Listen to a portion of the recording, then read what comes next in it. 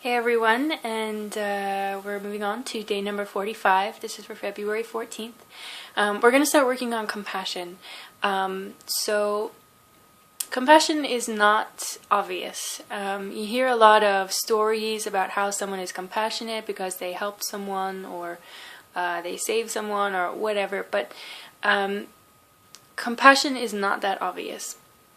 So, compassion is to have an understanding of what an experience is. So, if someone is going through a trial, to have compassion for that person might be to actually let them suffer.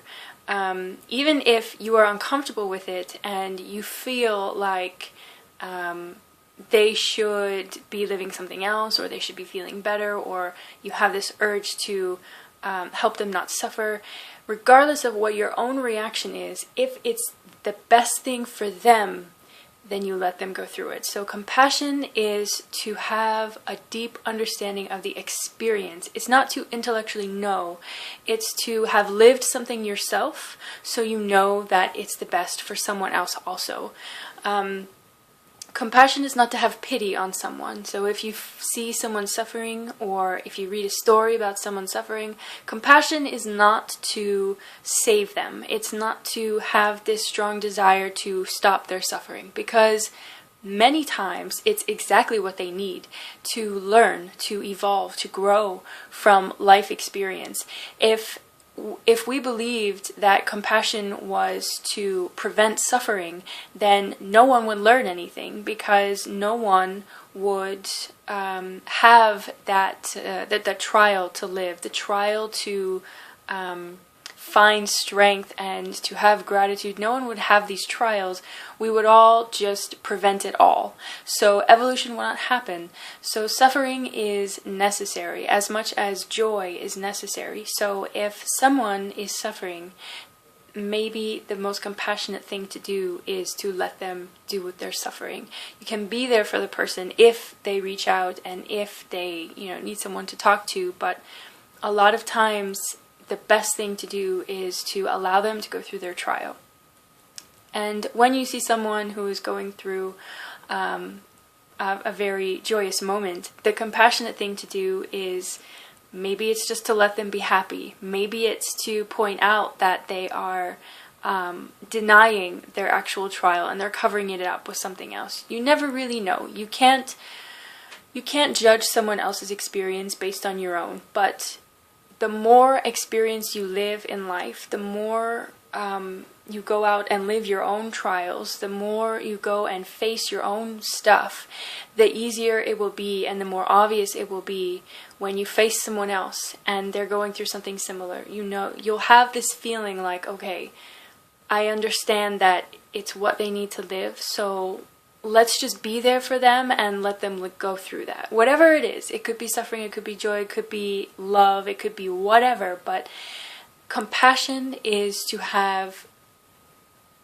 the wisdom of your own experiences so you can understand what someone else is living. So you open a door for someone, not because it's polite, but because the compassionate thing to do is to open the door and allow the other person to pass through. Opening a door for someone, we do it because we believe it's polite, but what happens when you open a door for someone and you opening the door believing it's the polite thing to do, and this person is wearing a hat, but when you open the door, the hat flies off, they get pissed off, and then they curse you out, and then you're offended because you believed you were doing something polite. So politeness, we'll say, is a cause of suffering. If you do something that you believe is polite, there is a certain expectation you have in response to your politeness. You believe you'll get respect for it. You believe that someone will be grateful or say thank you or find that you're a kind person. So we have expectations that follow being polite. So politeness is a cause of suffering. Another example, if you're in a room, this has happened sometimes in classes of meditation. if everyone is sitting in meditation and one person sneezes, that's already an interruption. It's not dramatic, it happens, whatever. But as soon as 1, 2, 3 people start saying, "Oh, bless you, that it just increases the interruption. We think it's polite, but now it's a cause of suffering because people are just trying to do their thing, meditate, and where the sneeze is enough, it's not dramatic, it happens. But when many people just start saying bless you or Gesundheit or whatever, now it becomes a cause of suffering. So the politeness is a cause of suffering. It's not obvious that politeness is a cause of suffering, but if instead of being polite, if you're compassionate, if you sit and listen instead of having it being the polite or correct thing to do, expecting that the person will appreciate you, you do the compassionate thing and you sit and listen, and you don't expect anything in return. Maybe they will even, I don't know, say that you were supposed to give advice and you didn't, but you just sat and listened, and it was the compassionate thing to do. It was the good thing to do so they can live out their experience. So there is a fine line between compassion and politeness, but find that difference. So the next 3 days for this weekend is going to be Friday, Saturday, and Sunday. It's going to be February 14th, 15th, and 16th. You're going to interact with your environment like you always would. You're going to go to work if you work. You're going to go to the grocery store if you do. You're going to shovel snow if that's what you got. You're going to go hiking if you're in nice weather. Do whatever it is that you do normally, but observe how you interact with people. Is it compassionate or is it polite? Do you expect them to appreciate you after you do something, or do you do it because it's the good thing to do, because it's the compassionate thing to do? So just you can sit and do meditating on compassion if you like. That's completely up to you. But the task really for the 3 days is to just observe yourself as you interact with people. Do you just by habit open the door for someone? Are you consciously aware of how it makes you feel, how it makes the other person feel, how it makes the person feel that walks in behind them? Are you aware of your surroundings as you interact with your environment? So in the last week, we observed ourselves in different ways. So we developed humility. So it allowed us to be free a bit more to observe ourselves. So when we work on compassion, we can see where we have our habits, or where we expect someone to love us in return. After we open the door, we expect a thank you. If we don't get a thank you, we suffer. We get offended. It happens with other things. I know a lot of people who are servers, and they expect the guests to really appreciate the service, but it's not always the case. So are you being a server because you're being polite, or are you doing it because you're compassionate and this person wants a good experience, so let's provide it regardless of what they give me in return?